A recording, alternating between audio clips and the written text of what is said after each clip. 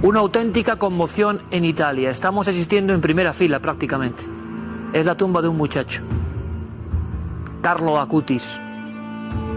Es una historia que les va a asombrar como a mí.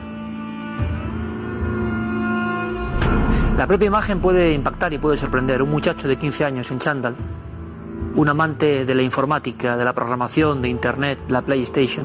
Por eso en su tumba incluso hay códigos que nos recuerdan a Facebook, Twitter, en fin. Es un santo de nuestro tiempo, dicen en Italia. ¿Cómo es posible que un muchacho de 15 años muerto por leucemia en una semana se mantenga así? Acutis, el incorrupto.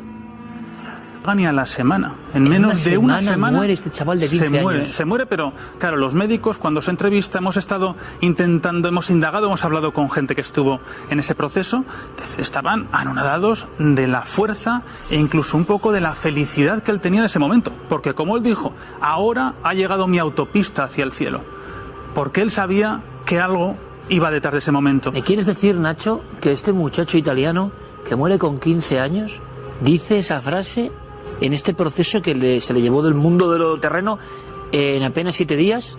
Ahora llega mi autopista hacia el cielo. Su autopista hacia el cielo, pero es que esto no acaba aquí. Es que él tenía un poco esa profecía de que se iba a morir, de que estaba destinado a morir, cuando semanas antes se lo dice, ¿no? Él con ese rostro feliz dice, estoy destinado a morir. Y luego se empiezan a ver diferentes vídeos que él graba, luego hablaremos un poco de esas habilidades que él tenía con la informática, donde él dice que cuando pese 70 kilos ese día morirá. Y así fue. Sono destinato a morire.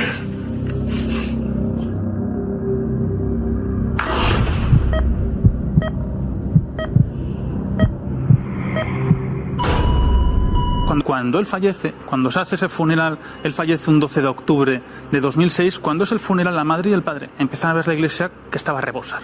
No conocían a casi nadie.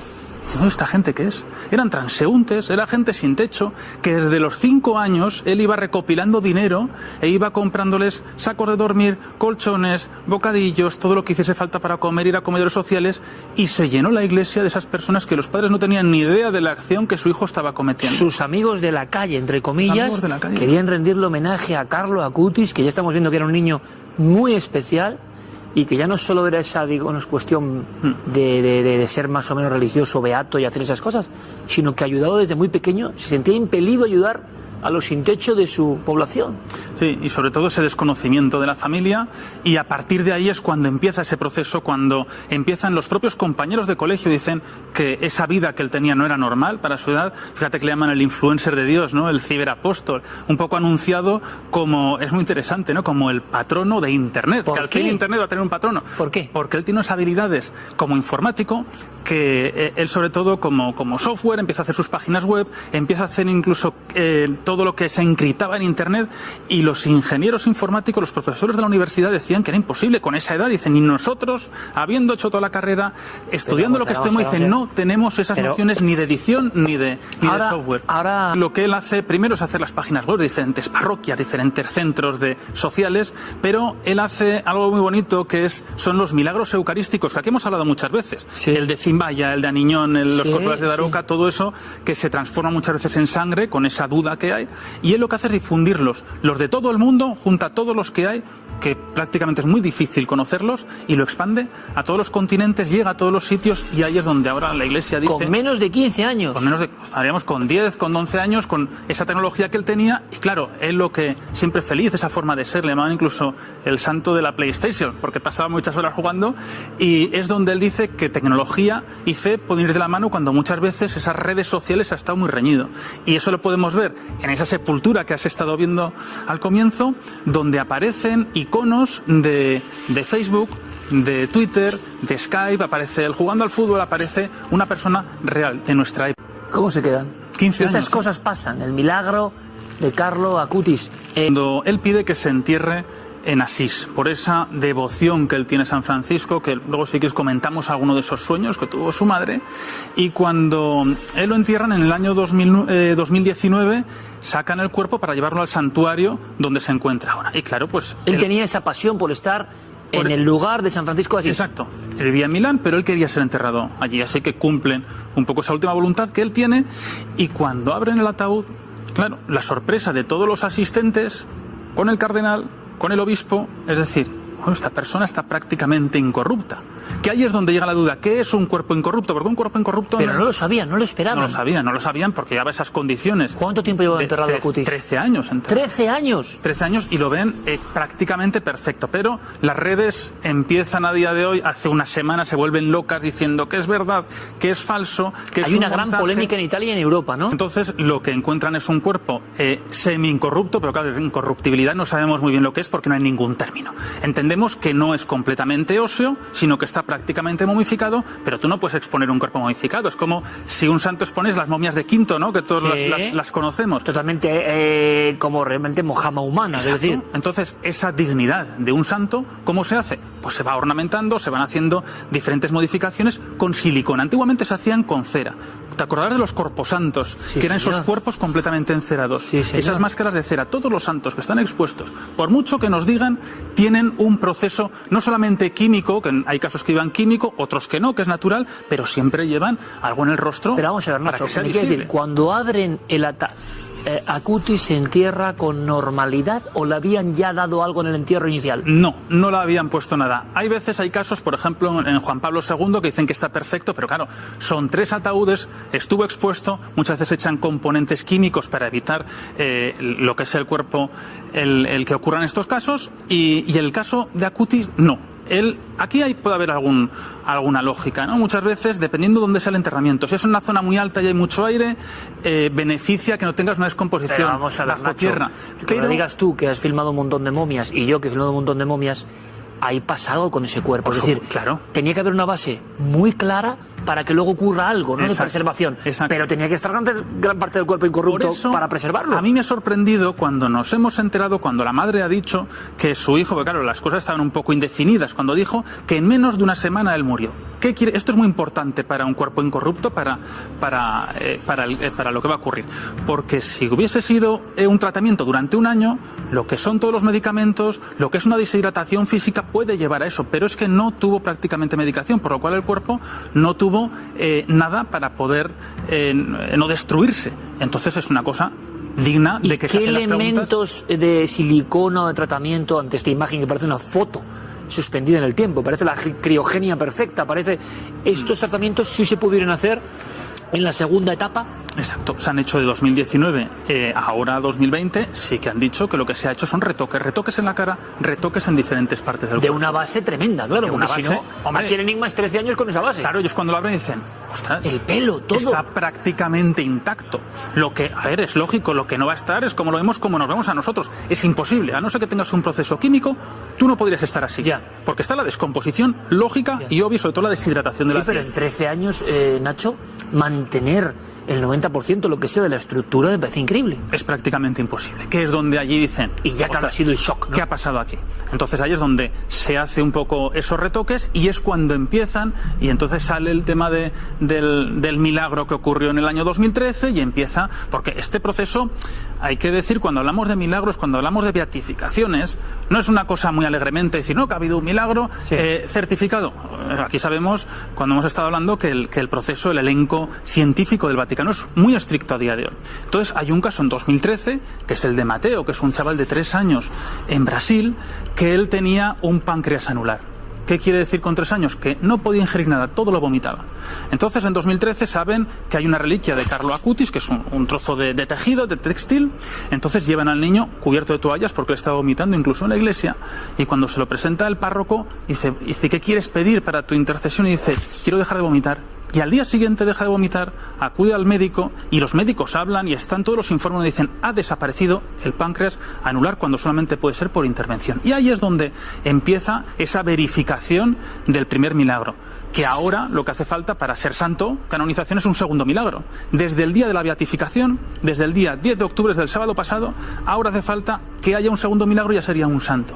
Un santo en un periodo, en un lapso súper breve de tiempo. Y hay veneración por Acutis. Ahora mismo el shock en Italia es brutal. Claro, el aspecto, la historia, internet, un muchacho, una semana, lo que hacía de niño. Es que tiene todos los elementos que nadie podría imaginar. Era una historia francamente emocionante, era una historia... Luego ustedes, por supuestísimo, ¿no?, pueden pensar lo que quieran a nivel científico, a nivel de si esto es un cúmulo de casualidades, pero desde luego vaya ornamento de casualidades, y suena así, ¿eh? Es una historia de esas que te dejan absolutamente choqueado, que parecían de otro tiempo y que en la Italia eterna pues a veces ocurren, ¿no? Pero, bueno, tenemos otro elemento que podría ser el barra misterioso, ¿no?, con todo esto, lo que pasa en la casa, lo que pasa con la madre, los sueños. Sí, porque tenemos varias frases un poco sobre que está destinado a morir, lo de los 70 kilos de peso, e incluso frases muy bonitas que se van a hacer célebres, ¿no?, que todos nacemos originales, pero muchos mueren siendo fotocopias. ¿Qué va a ocurrir? Bueno, la madre empieza a tener diferentes sueños cuando su hijo está ingresado en el hospital. No sabían que podía fallecer, sino que es una cosa muy repentina. Entonces la madre empieza a soñar con su hijo y lo ve en lo alto de las bóvedas de una iglesia levitando y le dice: yo seré beatificado y canonizado. Y ella empieza a soñar con San Francisco de Asís, donde se aparecen sus sueños en la madre, y San Francisco de Asís le dice que su hijo va a morir, que él se lo va a llevar, pero que va a estar considerado en lo más alto de la iglesia. Que estén tranquilos y que no se preocupen por nada de su hijo. La madre, en una de esas noches, escucha unas voces, unos ruidos en la habitación de su hijo cuando él ya había fallecido, en la misma semana. Entonces ella llega, dice, pues ya estaba la pobre, que no entendía prácticamente esos sueños. Entonces ve el ordenador encendido y cuando accede al ordenador, a las pantallas, a las diferentes carpetas, ve los vídeos de su hijo diciendo que iba a morir, diciendo que esa era su autopista hacia el cielo, y algo muy interesante que Carlo le dijo a su madre, que ella iba a tener dentro de poco 2 hijos más para poder seguir criando, aunque se fuese uno de ellos. Y a los 43 años su madre tiene mellizos. Pobre madre, de todas formas, ¿eh? Esto imagino que le mantienen la vida, estas nuevas vidas. Tuvo que estudiar teología la madre para entender lo que estaba ocurriendo con el caso. Porque repetimos, eran personas, bueno, Italia, católicos, pero no eran practicantes en ningún momento en una familia de beatos. No. Para nada, ¿no? Y además, una cosa muy interesante en cuanto al cuerpo. El corazón es lo único que se extrae. El resto de vísceras sí que están. Se extrae a modo un poco de reliquia, que está, la única que está conservada física. Entonces, es lo único que podemos encontrar del cuerpo de Carlo a día de hoy. El resto, como lo vemos, ¿no?, como lo hemos visto en la pantalla, como está en ese sepulcro, que está perfecto. Te choca mucho primero esa forma de vestir, esa forma, claro, es el contraste, es el contraste. Pero es el contraste. Nos impresiona, pero claro, nos impresiona. Tú te pones delante de un retablo gótico. Un retablo gótico es la pintura y es como vestían en aquella época, claro, y son los techos de aquella época. Entonces, el arte se tiene también que amoldar a cada espacio. ¿Y por qué no un santo ponerlo como perfectamente? Pero te voy a decir una cosa, quizá porque todo lo que hemos hablado de santos, de orfebrerías, digamos, beatificadas, las miles de cosas que les hemos contado, toda una imagen muy del pasado, muy del pasado. En Italia es un fenómeno esto. En Italia es un fenómeno, pero el otro día nos enteramos por diferentes medios, no lo hemos podido contrastar 100%, pero sí que nos lo han dicho tanatopractores de allí y forenses, de que en Italia, esto es lo que te quería comentar, si desentierran un cuerpo y está momificado, si no está esqueletizado, hay que volverlo a enterrar con productos químicos para evitar que sea ese tipo de cuerpo incorrupto. Y ellos, como están en esa iglesia, lo que hacen es: paremos, vamos a intentar hacerlo visible y que la gente vea y tenga también ese impacto, ¿no? El impacto de ver un chaval de 15 años con esa vida tan perfecta, tan difícil para durante 15 años, es que primero no te da tiempo y luego tu mentalidad ya no es la misma que un adulto para poder creer en tantas cosas cuando no has estado desde niño influenciado por lo que es toda esta catequesis que iba a llevar en su vida. Tenías toda la razón, Nacho, por eso lo hemos traído aquí, prescindiendo por supuesto de las creencias de cualquier espectador. Yo creo que esta historia llega al corazón de las personas, hombre, a no ser que uno tenga el corazón tan de piedra, que no se anteponga a otros códigos, ¿no? Pero lo que no intuíamos es que detrás de eso había toda esa historia increíble, realmente increíble, pero real. Lo que yo te pido, como siempre, Nacho, es que sigas cazando historias. Seguiremos. Y si hay algún milagro de Acutis, oye, pues lo contaremos. Por supuesto. Cari giovani, buon pomeriggio.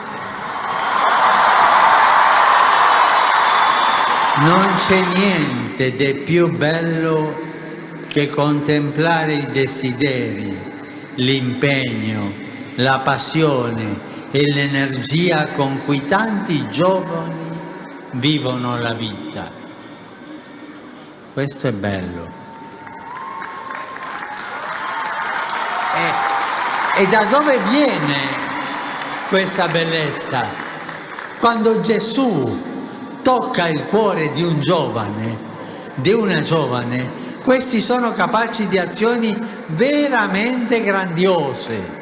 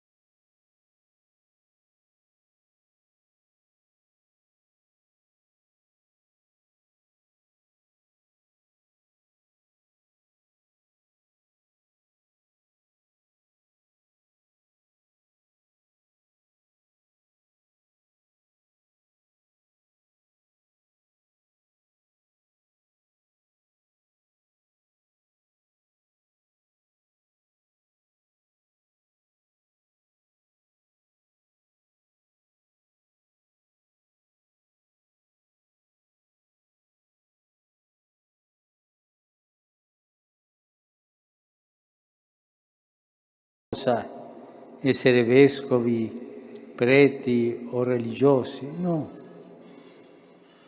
Tutti siamo chiamati a diventare santi.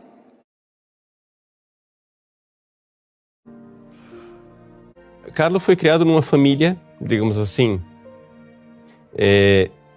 economicamente de nível superior, né? Nasceu numa família onde não lhe faltava nada.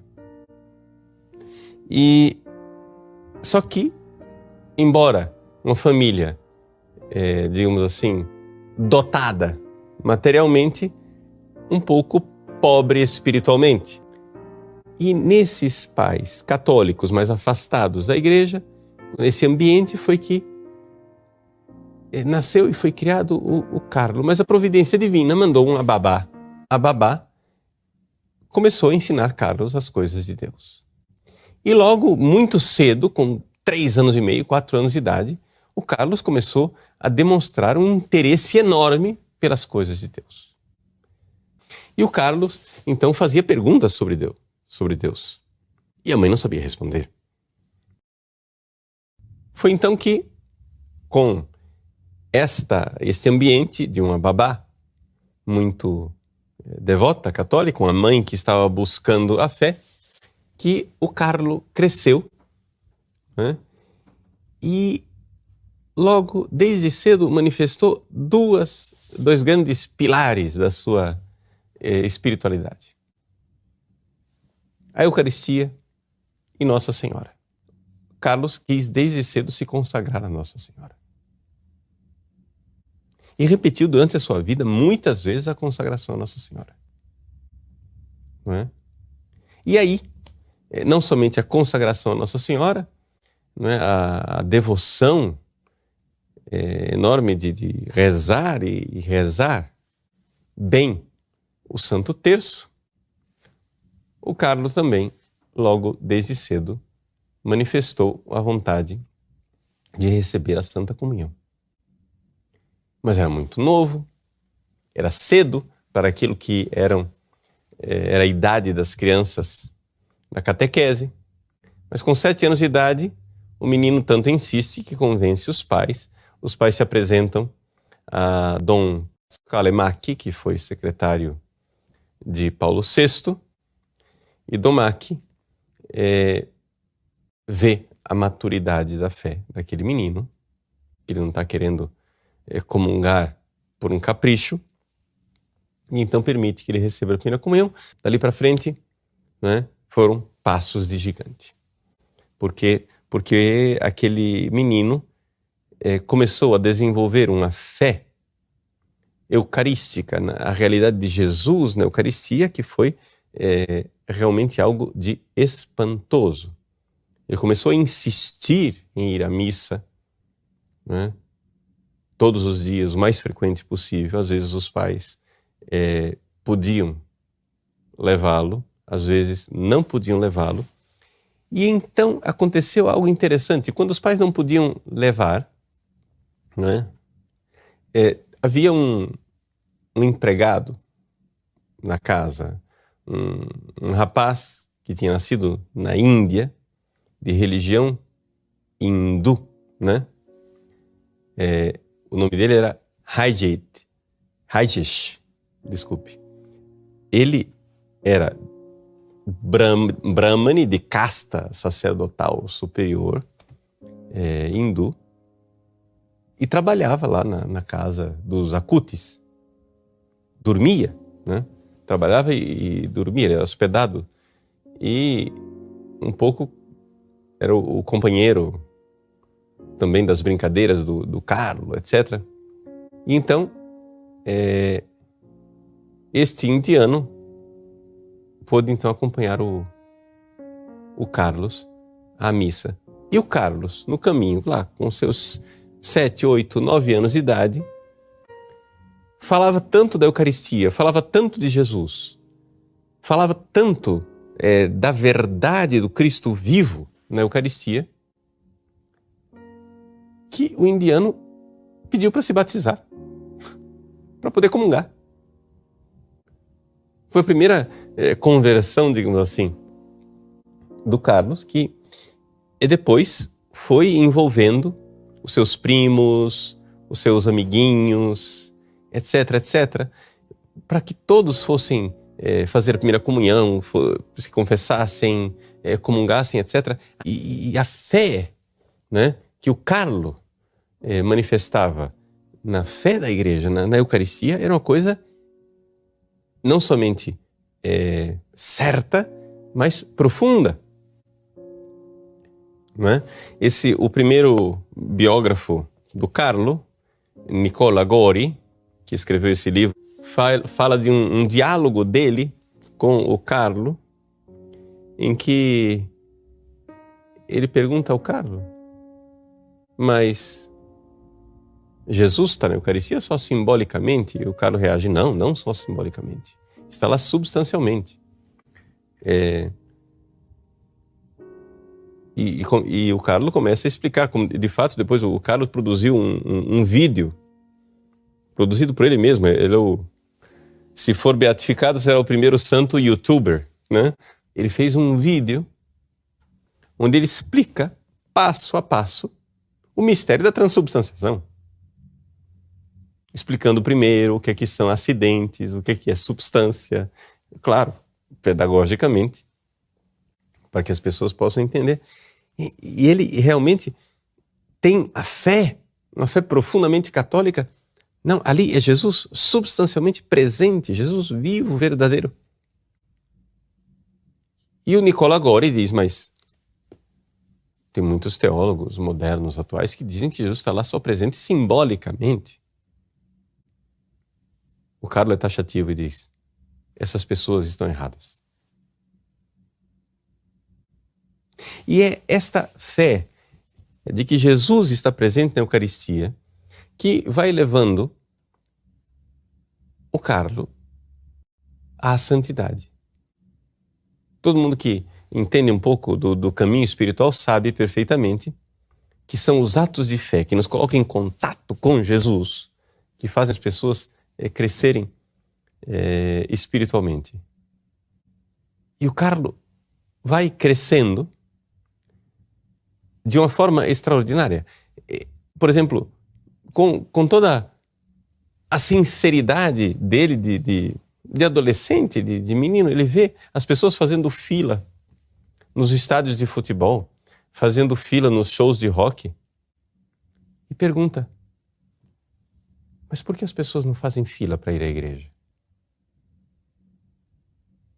Porque nós temos ali Jesus vivo no sacrário. As pessoas deveriam estar fazendo fila para entrar na igreja. E essa fé assim tão sincera, tão tranquila, tão espontânea, deixou o pai dele, André, um pouco boquiaberto. Por quê? Porque o pai ofereceu a ele, Carlo, vai haver uma peregrinação para Jerusalém e então são padres, amigos nossos, que vão para Jerusalém. Eu gostaria de colocar você nessa peregrinação.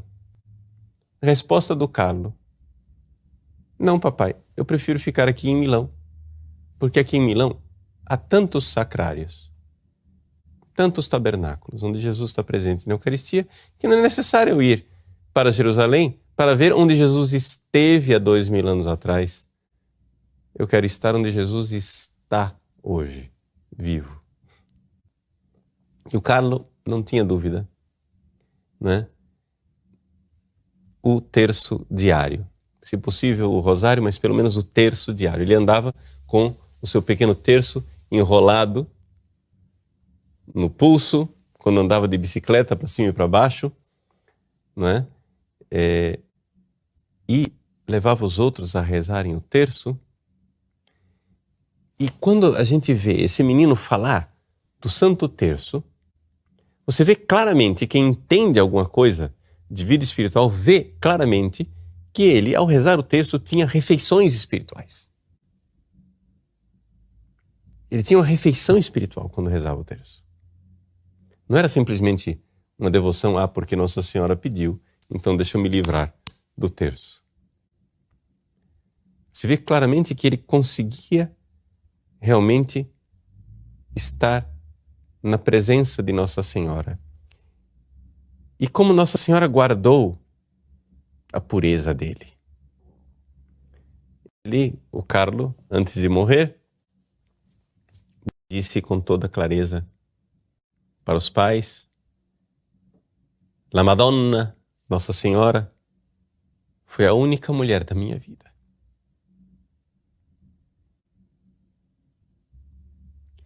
E ele morreu em 2006. Ele não tinha diários, porque ele achava que essa coisa de diário era coisa de meninas. Mas muito daquilo que era o Carlo foi descoberto depois que ele morreu. Como? Através dos computadores. E essa realidade de um apostolado onde ele insistia muito nos milagres eucarísticos e nas aparições de Nossa Senhora. Por quê? Bom, primeira coisa, o Carlos sabia perfeitamente que a Eucaristia era muito mais do que os milagres eucarísticos. A Eucaristia é Jesus vivo. Acontece, porém, que ele dizia, mas se Deus se deu ao trabalho de vir do céu para fazer esses milagres, é porque esses milagres precisam ser conhecidos. E assim o menino, com 11 para 12 anos de idade, começou a trabalhar numa pesquisa.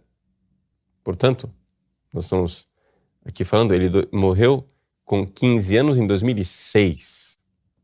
Nós estamos falando aqui de 2002, mais ou menos. Ele começou a trabalhar na preparação de uma amostra, que depois se tornou uma amostra internacional, né, sobre os milagres eucarísticos. Ele fazia com que os pais viajassem com ele para poder colher fotografias, material de pesquisa, informações, livretos sobre os milagres eucarísticos, material que não estava ainda disponível na internet. Ele fez esse trabalho de pesquisa e de compilação, estamos falando aqui de um menino de 12 anos de idade. E assim fizeram essa grande pesquisa, porque ele fazia questão de mostrar para os jovens, sobretudo, com argumentos apologéticos mesmo, para convertê-los, para fazer com que os jovens enxergassem a verdade que ele já enxergava na fé, na presença de Jesus na Eucaristia. Os milagres não são a presença de Jesus na Eucaristia, mas os milagres apontam, mostram, divulgam o sobrenatural que está na Eucaristia. E assim também ele fez também uma amostra, uma pesquisa sobre as aparições de Nossa Senhora. E sobretudo o Carlos tinha muita devoção a Nossa Senhora de Lourdes e a Nossa Senhora de Fátima, onde ele começou a ver, por exemplo, o quanto ele precisava fazer algo para ser mais santo. Quando Nossa Senhora disse a Francisco que ele precisava rezar muitos terços para ir ao céu, o Carlo ficou atravessado com aquela notícia. Mas se Francisco, que é tão bom, precisa de tantos terços, o que não devo eu fazer? O que é que eu preciso fazer para mudar? Como aconteceu a morte de Carlo. Carlo, uns 2 meses antes de morrer, parece que já intuía de alguma forma a sua morte. Destinado a morrer. O Carlo, então, parece que tem uma intuição de que ele deverá morrer. Depois ele pega uma gripe. Começam a ver que é mais do que uma gripe, acham que é cachumba. Quando finalmente a coisa não se resolve, levam Carlo a um hospital e ali vem o diagnóstico de que ele tem leucemia, ou seja, câncer no sangue e do tipo mais grave, ou seja, fulminante. Ele tem dias de vida. Quando os médicos dizem isso para ele, ele com muita serenidade e tranquilidade diz assim: Deus acaba de programar o alarme. Ou seja, Deus colocou o tic-tac do relógio para me avisar que chegou a hora. E ele diz aos pais que oferece os seus sofrimentos Vejam só. Oferece os seus sofrimentos pelo Papa, na época era o Papa Bento XVI, pelo Papa, pela Igreja, para que ele não fosse para o purgatório, fosse direto para o céu, e pela conversão dos pecadores. Eis aí o oferecimento da sua vida. Sofreu muito. Todas as vezes que os enfermeiros iam lá, as enfermeiras, como você está? Estou bem. Estou bem. Mas como você está bem? Você imagina? Sofrendo aí desse jeito. Você, não, é que tem quem esteja pior. E durante a noite, quando os enfermeiros iam lá, etc e tal, ele pedia para fazer silêncio para não acordar mamãe, porque ela está tão cansada. Ele, já no seu funeral em Milão, a igreja cheia. Gente do lado de fora da igreja. E a mãe do Carlo admirada, mas de onde vem toda essa gente que eu não conheço? O Carlo, com a sua bicicleta, visitava um pouco os condomínios, os prédios que geralmente tinham porteiros que não eram católicos, não eram cristãos, porque eram, como os italianos dizem, extracomunitários, ou seja, estrangeiros que trabalhavam. E ele falava com um que era hindu, com outro que era budista, com outro que era muçulmano, etc, etc. E tentava trazê-los para a fé, mas a todos ajudava os pobres. Junto com o seu amigo hindu, o Carlo saía à noite para pegar um pouco do seu jantar, dar para os pobres, levar uma bebida quente. Um dia a mãe quis comprar para ele um outro par de sapatos. O Carlo disse, não. Você só tem esse par de sapatos? Disse, mas e os pobres que não têm nada? Veja, era uma família rica. Ele não queria um segundo par de sapatos. Mas um belo dia ele sai de casa, encontra um mendigo sem sapatos, no frio, deixa o sapato dele e volta para casa descalço. Esse era o tipo do amor de Cristo, né? Que ele aprendeu na Eucaristia, aprendeu sendo gerado pela Virgem Maria, no Santo Rosário, que foi fazendo de Carlo o grande santo que ele se tornou. Agora, nós esperamos a sua beatificação. Tem grandes esperanças, por quê? Porque já foi declarado venerável, ou seja, foram reconhecidas as suas virtudes heróicas. Com a conclusão dessa fase do processo, foi exumado o seu corpo, ou seja, o corpo foi desenterrado.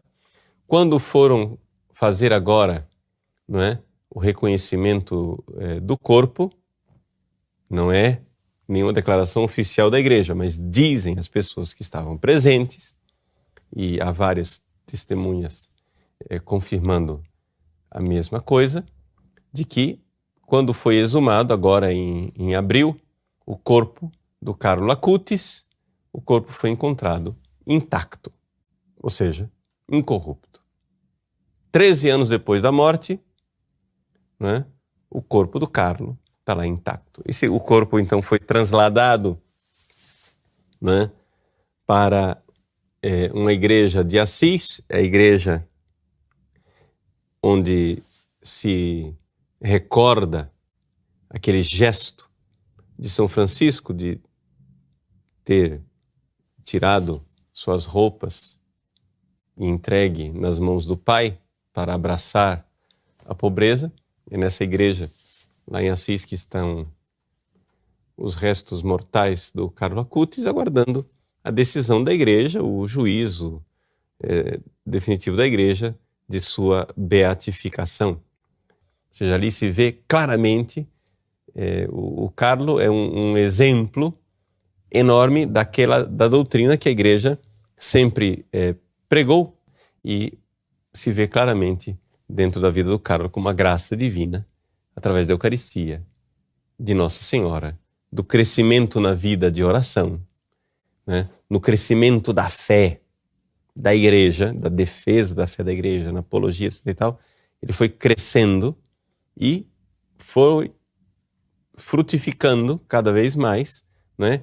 Nesses atos de amor, amor aos pais, amor à igreja, amor ao Papa, amor aos colegas, como ele se doava aos colegas, se preocupava com cada um, queria convertê-los, ajudava a fazer os trabalhos de casa, coisas assim fantásticas que até hoje, né, passados 13 anos, aqueles colegas que já são agora mais adultos recordam o Carlo como sendo uma presença luminosa,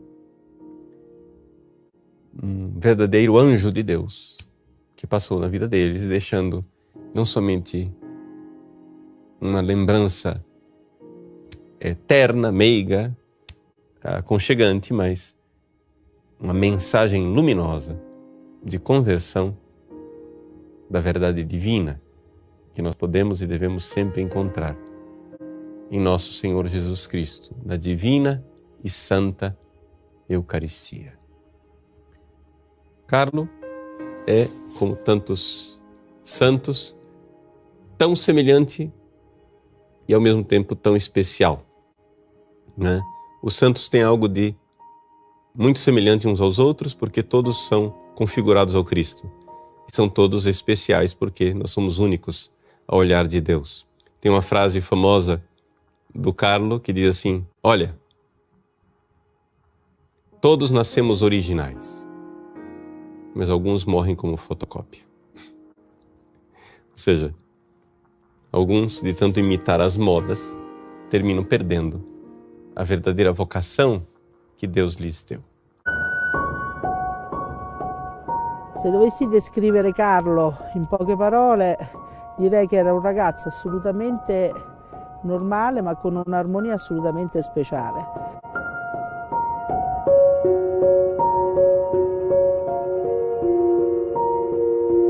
Carlo attualmente è servo di Dio. Allora, la Chiesa di Milano, proprio perché Carlo, quando è morto, aveva questa fama un po' di santità, ha avviato un processo, ha aperto la causa di beatificazione. Nonostante, diciamo, quelli che possono essere i futuri pronunciamenti della Chiesa, ciò che è importante è che l'esempio di Carlo sta portando tanto bene a tanti giovani. Noi abbiamo gruppi di preghiera in tutto il mondo, persone che ci scrivono da tutto il mondo.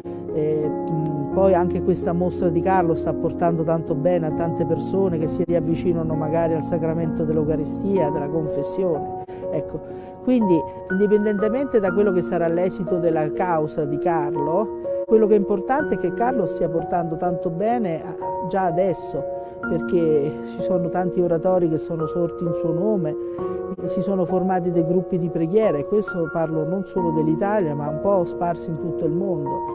La mostra di Carlo, come dicevo, ha girato tutto il mondo e sta facendo tanto bene, ci sono tante persone che si sono riavvicinate al sacramento dell'Eucaristia, della confessione, grazie a Carlo.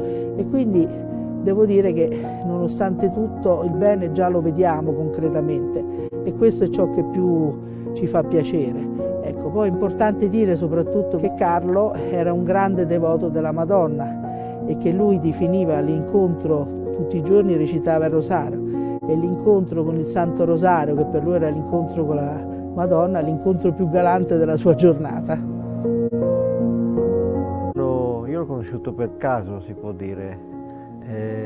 Nel settembre 2013 cercavo una persona di Bastia Umbra per lavoro e non trovandola negli elenchi del telefono ho cominciato a cercarla su internet, su Facebook, e fra i vari profili in cui cercavo mi ha colpito un profilo dove ho visto la foto di un ragazzo con scritto "La mia autostrada per il cielo". Vado ad approfondire questa ricerca, il significato di questa foto, e vedo scritto Carlo Acutis, ragazzo quindicenne sepolto ad Assisi, morto in santità nel 2006. Premetto che io ero totalmente fuori dalla fede da ormai 30 anni e che praticamente la sera stessa ho cercato di approfondire la conoscenza di Carlo e sapevo già tutta la sua storia. Avendo capito che Carlo era sepolto ad Assisi, mi promisi di andarlo a trovare alla tomba in un giorno in cui ero libero. Era un brutto tempo, pioveva, nebbia, grandine e decisi di aspettare al cimitero finché smetteva di far brutto tempo. A caso mi fermai davanti a un cancello, non sapendo dove era la tomba. Quando ha smesso di piovere, esco dalla macchina, mi avvio per un vialetto di circa 50-60 metri, poi alla fine non sapevo se andare a destra o a sinistra, al che però mi ha aiutato, mi ha illuminato, non so che cosa, ma mi sono trovato davanti un arcobaleno.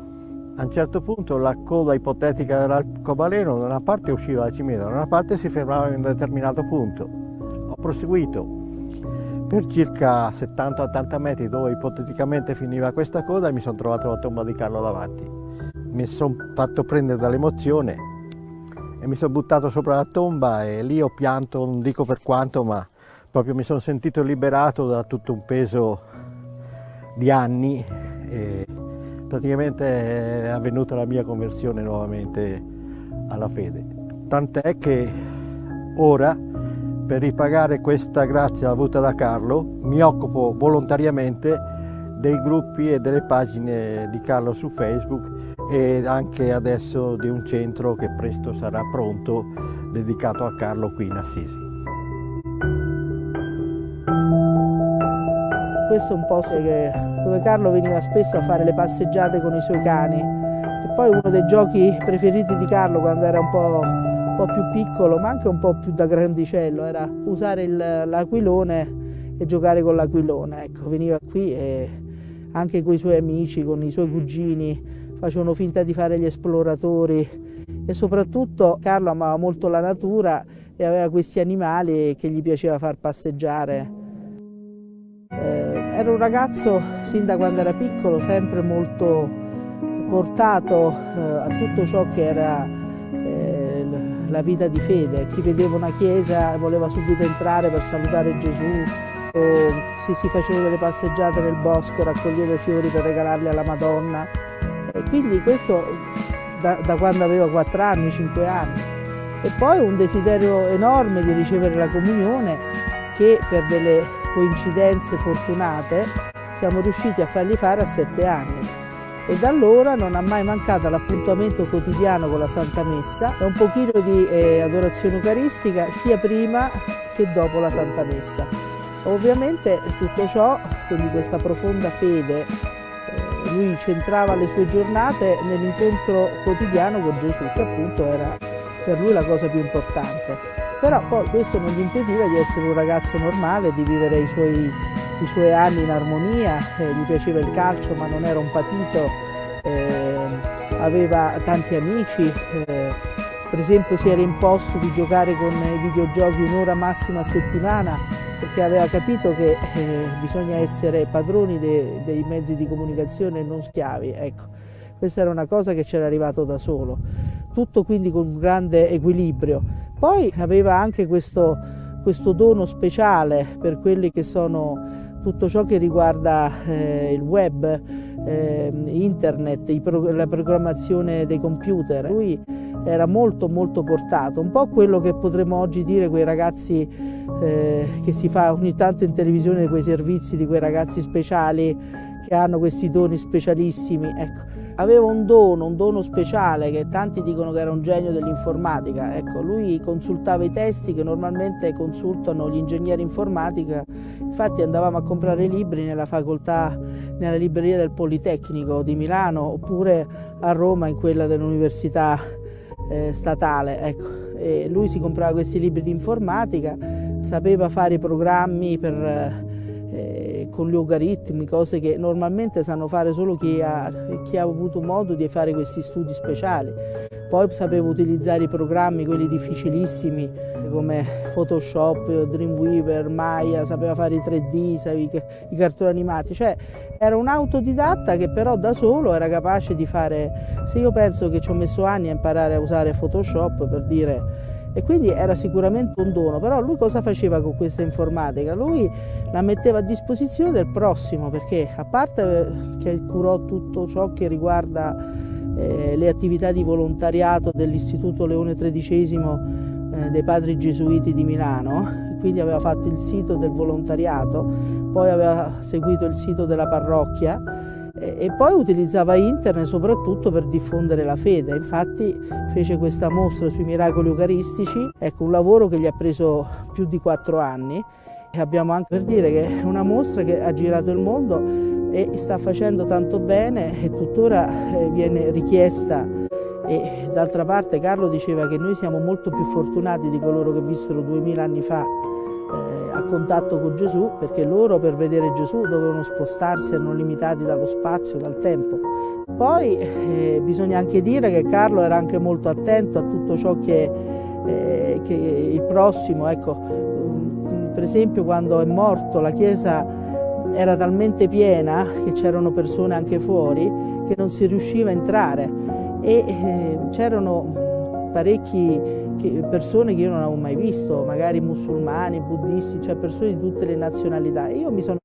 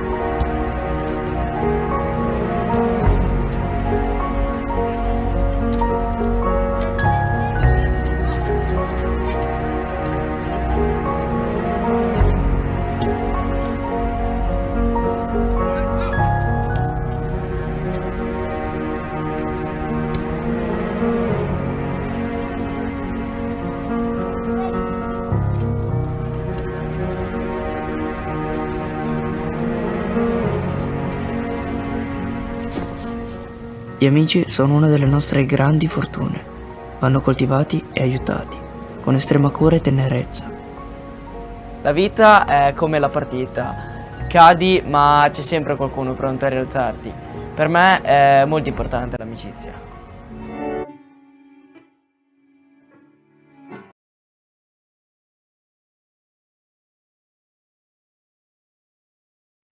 Prima diciamo che vivevo la mia vita, in modo particolare la mia vita spirituale, come una sorta di routine. Andavo in parrocchia, facevo parte di qualche gruppo giovanile, facevo il ministrante, come un'abitudine.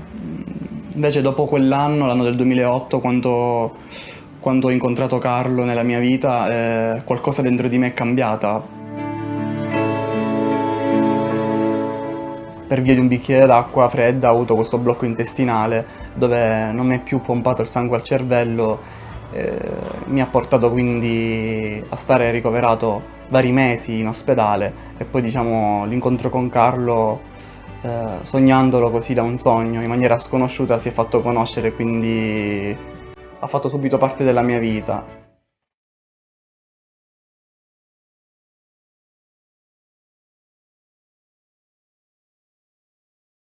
Ai giovani serve proprio presentare un'immagine quotidiana della vita di Carlo, è semplice, raggiungibile, cioè quello che lui ha fatto, ed è quello che si occupa la nostra associazione.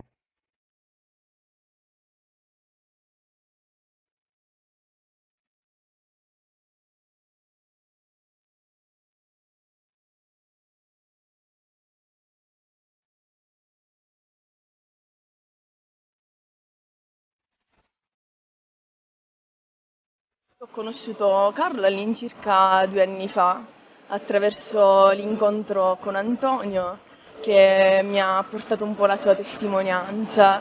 Da lì è partita proprio una curiosità, una voglia di saperne di più di un giovane, di un ragazzino di 15 anni che nel 2000 riesce a vivere la fede. E mi colpì molto una frase che diceva Carlo, che la tristezza è lo sguardo rivolto verso se stessi, mentre la felicità è quello rivolto verso Dio.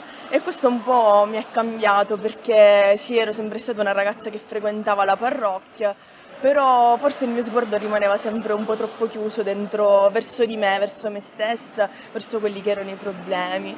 Invece Carlo con la sua vita mi ha fatto vedere come anche nelle piccole difficoltà o in quelle grandi come poi è stata la sua malattia, puoi davvero vivere una vita piena, felice, se quello sguardo si alza e si alza verso Dio.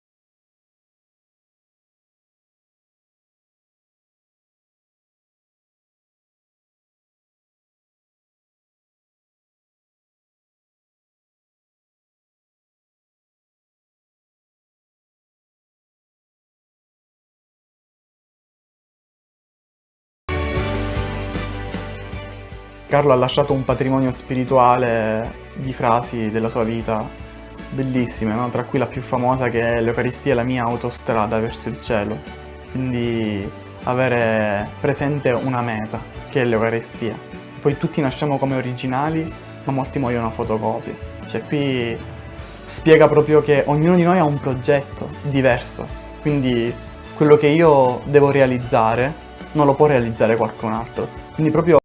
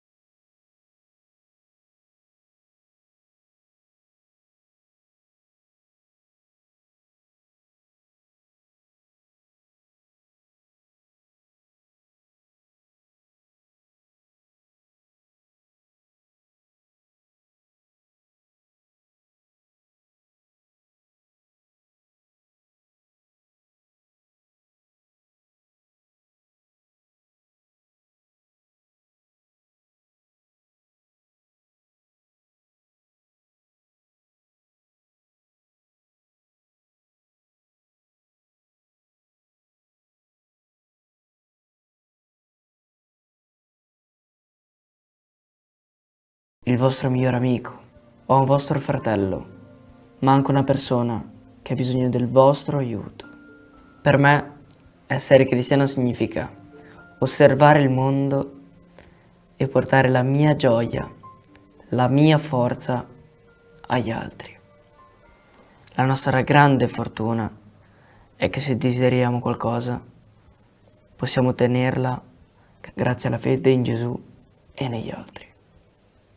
Se vedete un amico in difficoltà, aiutatelo, non lasciatelo solo, non chiudete gli occhi.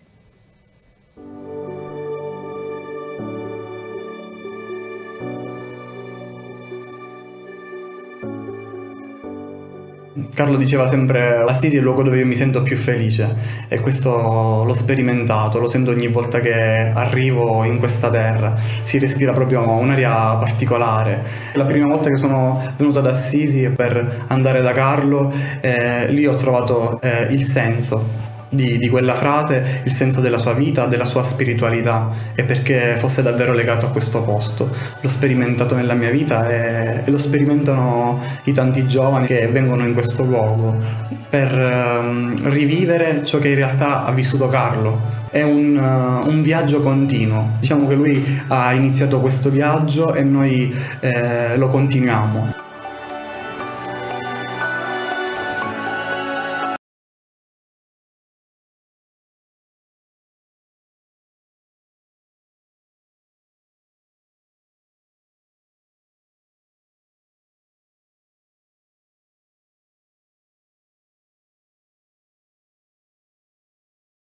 Sì. Fare questa esperienza con l'associazione è qualcosa di unico, di irripetibile. Vivere questo viaggio insieme significa comunione, comunità, essere insieme, condividere questi momenti insieme, che non sono soltanto i momenti di preghiera, ma è vivere proprio la quotidianità. Il desiderio di incontrare Cristo insieme, il desiderio di condividere una passeggiata insieme, una parola, legati dallo stesso ideale che è Gesù.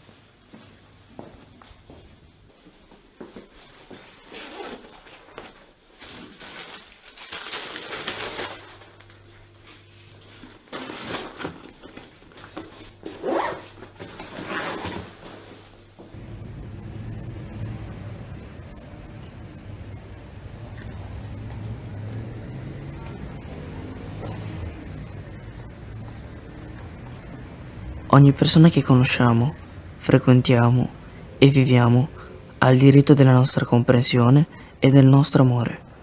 Ogni persona che scappa da paure, guerre e condizioni disumane ha il diritto di trovare un rifugio. Proprio così possiamo conoscere la nostra felicità.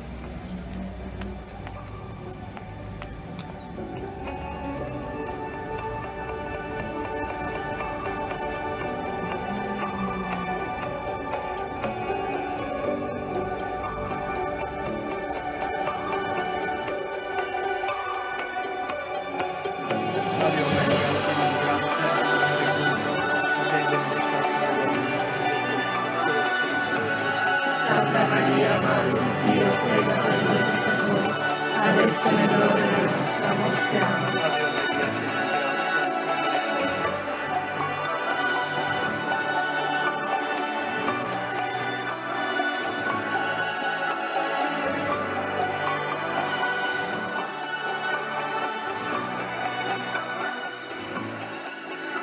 Autentico, umile, originale, veritiero, Carlo era generoso, semplice, altruista, caritatevole, straordinario, gioioso, bello e felice.